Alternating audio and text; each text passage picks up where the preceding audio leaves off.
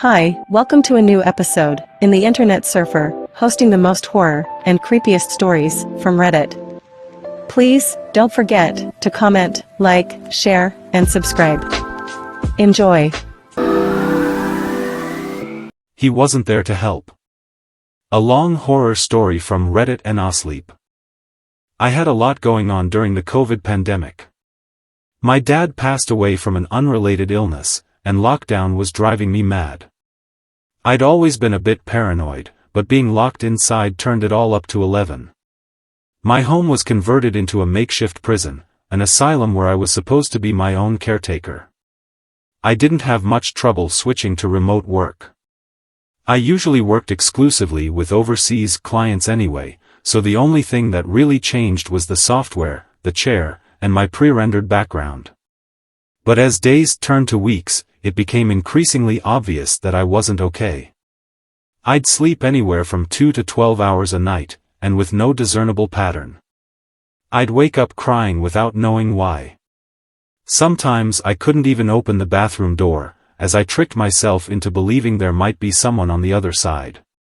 Having lost my dad, I was feeling more mortal than ever. The news, the internet, and the radio were all saying the same thing: going outside was the end. And at that time in my life, I couldn't handle more death. Everything feels different when you're forced to stay inside. The walls seem closer, and your chest tightens. It feels like the air grows thinner, warmer. You can feel your breaths enter your lungs, but they don't sustain you. Your knickknacks and doodads look like souvenirs from a place you can't go back to. A mockery, like notches on a prison wall. Sometimes when I slept, I'd forget what was going on. Waking up, the nightmare would fall on me like a rock, knocking the air out of my lungs. I'd grow increasingly scared of going to sleep, as if that rock would grow heavy enough to crush me. And yet, it was all better than going out there, among the others. I couldn't take a step outside my door. Even if the lockdown was to be lifted that same day, there was no way for me to convince myself that everything was gonna be fine. Nothing was fine. And it wouldn't be for some time. My colleague, Dana, was the first to take notice. I'd been up for about 53 hours. She pulled me into a chat after a remote meeting, telling me I looked sick. I melted. I poured my heart out about anything and everything, barely forming a coherent sentence along the way. If someone asked me to recall what I said that day, I could only hazard a guess. Dana tried to understand but must have realized this was above her pay grade. I get it. It's a lot right now. It's a lot for all of us, she said. It might be time to talk to someone. She reminded me that we had an agreement with one of our main partners, Hatchet Pharmaceuticals. They handled our health insurance, which also included mental health treatment. In fact, they'd expanded on it since the start of the pandemic. They got a remote counseling program, she said, holding up a brochure. Just use your company login and sign up for a session. What do you think? There wasn't much to say. I was willing to try anything. I filled out a questionnaire and got a response within a couple of hours. I was sent a link to a calendar app and got to pick a name from a list. There were a couple of short descriptions by each available counselor, giving me a bit of insight into what kind of person they were. There was a man named Gareth, who had an empty calendar. It was strange. See, each counselor could be sorted by seniority and number of patients, and Gareth was at the top. He was, by a good margin, their most experienced employee. So how could his schedule be so empty? I signed up for a session with Gareth the next day. It felt like a stone settling in the pit of my stomach. I was nervous, and I didn't even know why. Maybe it was the prospect of a changing routine that scared me, or maybe it was the thought of opening up to a stranger. Either way, it affected me way more than I thought it would. I went back and forth on canceling the whole thing. I wandered around like a cat on a hot tin roof, feeling the walls closing in. I ended up on the floor, gasping for air, curled up like a ball. I just wanted it to be over. I took a day off work to have my first session. It was just past lunchtime. I'd prepped a cup of Earl Grey and a microwaved cinnamon bun as comfort food, but that wouldn't stop my hands from shaking. I got a pop-up on my screen with a blue sunflower logo. Clicking that "Connect" button felt like dipping my heart in ice water. Gareth popped up in a little video feed. He was a man in his late 50s with combed-back salt and pepper hair. He had bushy eyebrows, a trimmed goatee, and a white shirt with a black tie. It looked like he was in a large office with wide, open windows. It looked pleasant. Airy. "Good afternoon," he smiled. "I'm glad you could make it. It's difficult to take that first step on a new path." "It really is," I nodded. "But I'm glad you did," he said. "Now, how about we talk a little bit about who we are? Would that be all right?" We took turns talking about ourselves. We shared our names, our professions, our age, and a little bit about our families. Gareth was 57 years old and had worked as a mental health professional for 23 years. He had 2 sons who lived in Philadelphia, just like my mom. We spent some time talking about how we'd adapted to the pandemic, and how we felt about having to stay inside, wear masks, and the way it affected the way we looked at other people. I barely noticed it, but Gareth had accidentally made me reveal my issues without me even realizing it. He was good. Real good. I had told him about how difficult my life felt, that I felt trapped in my own home, but that the outside was even worse. "You're describing it like you're sailing a frying pan on a sea of fire," Gareth said. "Like there's no way out. That must be stressful." He was spot on. It felt hopeless, like spiraling down a black drain. But he just smiled and nodded. "We can work with this." I decided to see Gareth twice a week. I could book any time I wanted, his calendar was wide open. I wanted to ask him about it, but I didn't. There was a part of me who didn't want to get too personal. Gareth seemed nice, but he was also just doing his job. I was asked to sit by an open window during work hours as an exercise, a way to get used to the sounds of the outside world. It was nerve-wracking. Every passing car felt like a freight train, and every stray voice from a passerby felt like a threat. But slowly, day by day, it turned to background noise. And with that, the world started to feel a little bigger. The walls breathed again. Over the next few sessions with Gareth, we tried a couple new exercises. Leaving the window open when I slept. Leaving the front door unlocked during work hours. And, by our 4th session, he asked me to try something new. "About half an hour a day, right before you go to bed, I want you to open your front door," he said. "Stand or sit there, taking in the sounds of the city." That night, I tried it. I opened the front door and sat down. I tried to mentally record everything I saw, one thing at a time. The walkway down the road. The ill-kept playground. I counted the cars, the windows on nearby buildings, the light posts, the parking meters. I put some conscious thought into observing things from a new perspective. But through it all, the one thing that made me want to go back inside was the sight of other people. It wasn't just the threat of a spreading pandemic, people seemed nefarious to me. Ill-willed. Dark silhouettes roaming about in the night, their wants and haves a mystery. If the news were an indicator of anything, everyone was struggling to make ends meet. Everyone was a potential assailant. At best, they were indifferent. Perhaps I had it all wrong. Maybe it wasn't the virus closing my throat that was the greatest issue, maybe the real problem had been people all along. Looking at the nameless shapes staring at me from the windows across the street, that sentiment felt more true than ever. The more sessions I had with Gareth, the more I realized my priorities were changing. I was letting go of my claustrophobic tendencies, but I couldn't help but to feel threatened by the people around the neighborhood instead. Gareth seemed very interested in this, asking me to describe my feelings and mapping out my day. It was very thorough, and I got new exercises to deal with my anxieties. I was asked to record my nightmares and worries.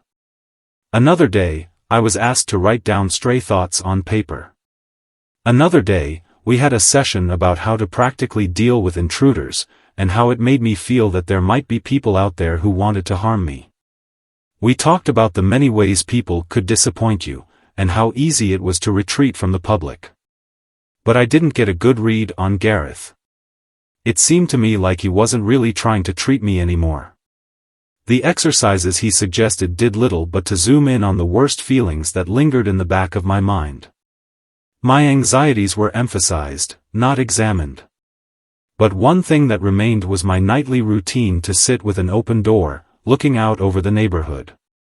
I'd stopped mapping the objects I could see, instead focusing on the neighbors. Strangers walking past in the night. I had convinced myself that they wanted my money, my car, my brand-name clothes, all of it. I had this feeling that if I were to leave my place for a night, I'd come back to it being ransacked, if I came back at all. It was easier to just stay inside. One of those nights, however, I saw something. On the other side of the ruined playground, there were a series of row houses. One of the doors were left wide open. I could see the shape of someone standing in the doorway. I could have sworn they were looking straight at me. They didn't move. Were they trying to figure me out? Was this a warning? Over the next few days, I couldn't stop thinking about this potential someone. It's as if I could see them everywhere, and Gareth wasn't helping. He was asking me to describe them, both physical attributes and their actions. It became a bit of a hyperfixation, and I couldn't stop myself from seeing them in the corner of my eye. But the fact was, something was happening out there. I'd see that same person every night, staring at me from across the street. I'd hear footsteps outside at night. Sometimes when I slept, I swear I heard someone messing with my letterbox. It felt ridiculous, and I knew I was exaggerating, but was it really all make-believe? It was a Tuesday when, once again, I logged in to have a session with Gareth. The weather was rough, and some construction work had cut off my high-speed internet.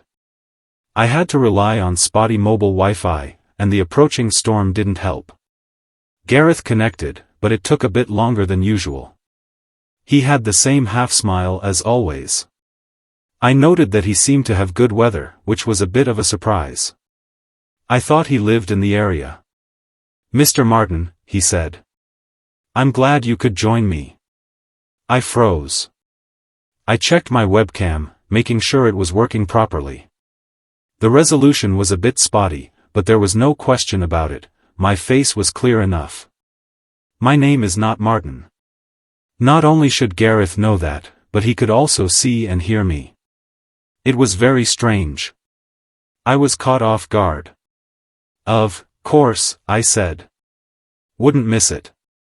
Gareth sat completely still, looking straight ahead. He was silent for almost a full minute, then sort of sprung to life. I thought that maybe the storm was interrupting the Wi-Fi, but it seemed to be working fine. Maybe there was an issue with Gareth's calendar app. Then again, if that was the case, how come he didn't recognize me? "Have you been keeping up with your exercises?" he asked. "Yeah," I said. "Yeah, I have." "So let's hear it then," he continued. "What did you learn?" "About what?" Gareth leaned back in his chair and chuckled. It was a warm sound, but there was something hollow in it. The screen froze, and in a heartbeat, he was back to leaning forward, looking straight into the camera. "About your target." I barely had to say anything. This Martin person had come to Gareth for an issue similar to mine, something he had diagnosed as general anxiety disorder. It seemed like Gareth had poked and prodded Martin in a way that focused their issues on an external threat. Other people. A neighbor. I stood up, stepping away from my laptop but leaving the conversation running. I peered out my living room window. "What do you think I'll do to this neighbor?" I asked. "We've talked about this," Gareth responded. I know, I repeated. But I want to hear what you think. I'm afraid you might murder them. I looked back at the screen. Gareth just stared straight ahead, not moving a muscle. No emotion, just a matter-of-fact statement. I felt the moisture on my tongue evaporate as something sour crept up my throat. And, what do you think about that, Gareth? I asked. He didn't blink. A full 20 seconds of silence passed. The only sound I could hear was my own heartbeat. I think you're going to do what you need to do to heal, he said. And I want you to heal, Mr. Martin. At any cost? Of course. There were a couple of people outside, passing by in the night. Someone with a thick coat, another with a trucker cap. One with a backpack, another on their phone. Some with their hands in their pockets. Someone holding something dark. A gun? A knife? But no one stepped up to my door. No one came knocking. But there was someone standing in an open door on the other side of the playground, looking my way, like they'd done on so many other nights. Maybe they were making a difficult decision. The meeting with Gareth ran out of time, and I dove onto the net. My hands were shaking so much I could barely spell. I checked it all. The name of the program, the pharmaceutical company, Gareth, everything and anything I could get my hands on. There wasn't much to see. Paper trails came to sudden ends. Names were scrubbed or removed. Most people working on the platform were hired as outside consultants, and there was no way to trace what kind of money they were moving, or where. And Gareth, he was a puzzle piece. For everything he'd told me, none of it was specific enough for me to look up. There were no names of his children for me to track. No address where he lived. No mention of his previous place of employment. Running out of options, I called up my colleague Dana. It was 11 p.m., but I had to get answers. Dana was skeptical, but she could tell I was upset. She wasn't enthused about getting back in front of her computer, but I got her to look up a couple things. It didn't take long for her to find something curious. Hatchet has a company policy about billable consultant hours, she said. They have a maximum number of billable hours. If someone goes past this, they need to be hired as a full-time employee. How does that relate to their remote platform? Gareth, and a handful of others, go way above this average. They ought to be full-time employees, but there's nothing that says they are. So they're bending their own policy a little, so what? There'd be a paper trail, she continued. We have a close association with them, we got access to their meeting protocols. Policy exemptions need to go through the board. So the only way I see it, there is only two ways to make sense of this. She took off her glasses and leaned into her camera, lowering her voice. Either this program is run illegally, or these people don't exist. I thanked Dana and got back online. There was no way I'd be sleeping that night anyway. A stray thought hit me, and I got back on the calendar app. Even now, in the middle of the night, Gareth was available. I booked an immediate meeting with him. That gave me an idea. Using my phone, and a separate login, I checked his calendar again. According to it, he was free, despite me having booked that time already. So, I booked him again. 2 calls at the same time. And at the same time, a connect button popped up on my phone. I clicked both buttons at once. Gareth popped up with the same smile as always. Sun shining from his open windows. Good evening, said Gareth on my computer. Everything all right? Asked the Gareth on my phone.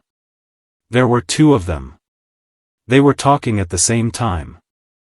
I turned off my phone and leaned back. My pulse was rising. I had no idea what I was even looking at anymore. I'd been paranoid about people for weeks, maybe months, but there'd been a mystery in front of my face all along. You're not real, are you? I asked. Of course I am, he laughed. I'm right here. Is this what you need to discuss? Are you having issues separating fantasy from reality? No, I spat back. No, you don't get to do that. I'm not imagining this. Then I don't know what to say, he shrugged. I'm as real as can be. I'm right here. Then how come you're saying two different things, on two different screens, Gareth? Gareth didn't answer. He looked off screen, as if considering something. He looked back up at me, still smiling. I'm sorry, he said. But I have an urgent patient issue that I need to resolve. My laptop shut off. Seconds later, my phone went black. And someone was coming up the stairs. Before my heart could skip a beat, something slammed into my front door. I raised my arms as if to shield myself from the sound, and a second later I heard the hinges buckle and snap. Then, something broke. Something splintered. I rushed to my kitchen, passing the entrance. There was someone standing by the broken door. I only saw them in passing, dressed in dark ill-fitting clothes. I grabbed the first sharp thing I could get a hold of. Armed with a kitchen knife, I backed myself up against the wall, knocking over a few doodads in the window. It was a long way down, but if I had to, I'd rather have a shot at breaking a leg rather than dying. But I couldn't get the damn thing open. A stranger stepped into the hallway. About 6 feet 3 inches, dressed in a navy blue hoodie and a black leather jacket. Leather gloves curled around an honest-to-God machete.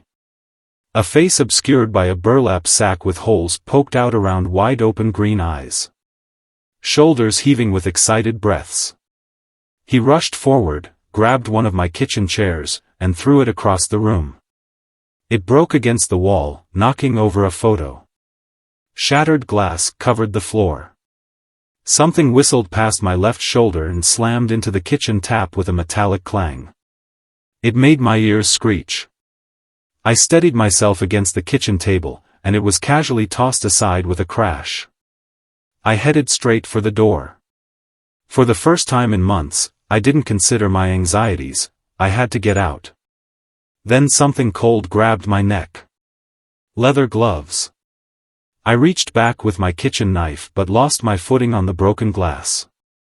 I was sent tumbling to the ground, landing hard on my shoulder. I looked up to see a raised machete, and those sparkling green eyes. I had to say something. Anything. Mr. Martin. It was the first thing that came to mind. The machete hung in the air, ready to fall. He hesitated. You're Mr. Martin. You're speaking with Gareth, right? There was no response. Just excited, heaving breaths, and a shaking machete, frozen in place like a living statue. He's tricking you. Us. He's tricking us. He's not real, Mr. Martin. He's not real. Something clicked. A heavy boot stepped on my wrist, kicking my knife away. The machete crept closer, cold steel resting on my chin. I felt the warmth leave the tip of my fingers. I win, a hoarse voice wheezed. I got you first. I'm not playing any games. I'm not. For the first time, he blinked. He tilted his head. I continued. I'm not playing, Mr. Martin. You can't be first if I'm not playing. You were trying to get me first. No, I wasn't. You're lying. The tip of the machete pushed into my skin, shaving a couple of hairs and cutting a 2-inch gash across my jaw. Pain like sharp ice spread across my face. Then, a noise. A loud, electronic noise. My phone. It must have come back on. Martin stopped. He was having trouble hiding his glee, he was giggling like a schoolboy. This was funny to him, if anything. Answer it, he chuckled. I want them to hear. I took my phone out. It was Dana.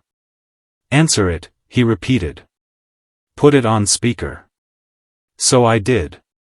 Dana's voice came through. Something about what we'd talked about had kept her up as well. She had always been the kind of person who couldn't let go of a good mystery. "You gotta hear this," she said, going straight into a rant. "I think I got something." I held up the phone for Martin to hear as Dana explained her findings. It turned out, the program wasn't supported by our healthcare deal. It was just registered as a support feature, and it was included in the same paperwork. It was never literally spelled out as a health service. Looking into the fine print, it was specified as a technical support feature. "You get it?" she laughed. "They're not a mental health care provider. They're hired to handle data collection." "What?" I whispered. "They're gathering data. That's their primary function. Data like mental health problems, stress-related issues, ages, locations, trends, dreams, wants. Or how fast they can get us to kill one another." Dana laughed. I looked up at Martin. He wasn't laughing. The machete pierced my phone as he flicked it across the floor. His eyes sunk. He didn't look as excited anymore. His shoulders slumped with a loud sigh. "You're not playing," he wheezed. "No, I'm not." He took his foot off my arm. I could feel the warmth running back into my fingertips. With the casual stroll of someone heading to the supermarket, he headed for the exit. Without looking back, he shared a few parting words. I would have won. Over the next few days, we lost access to the program. Dana and I couldn't do or say anything. Turns out they had baked more than we'd anticipated into the terms of service. It explicitly stated that it was an experimental service and wasn't to be used as a substitute for conventional mental health care. It was all just data collection. Some artificial program meant to get people talking. Engaging them and pushing them to tell them more and more and more. Not aiming to help them or guide them, but to get them to return, talk, and stay engaged with the platform. And this Martin guy?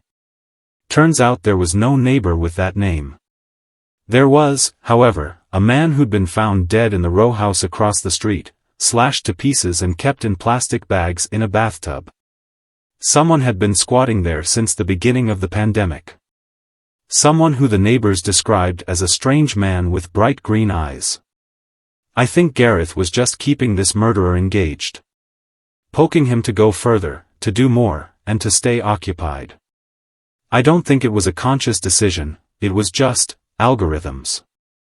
Oddly enough, I think my paranoid tendencies have eased. As the pandemic came to an end, I figure something as absurd as this whole thing won't happen to the same person twice. No matter what I run into out there, I don't think it's gonna be another killer. It's freeing, in a way. If I can survive this, I can survive anything. Unless Mr. Martin thinks I'm ready to play. Thanks for watching. Please comment, like, share and subscribe. The Internet Surfer on YouTube for more horror and scary stories.